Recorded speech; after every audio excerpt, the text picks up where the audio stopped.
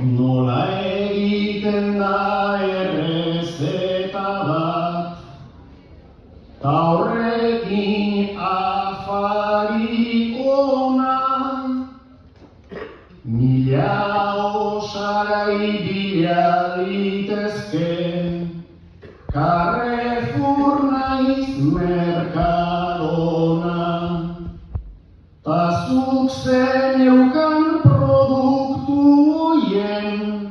erro lur bat hain sakona, segura bazen segura eta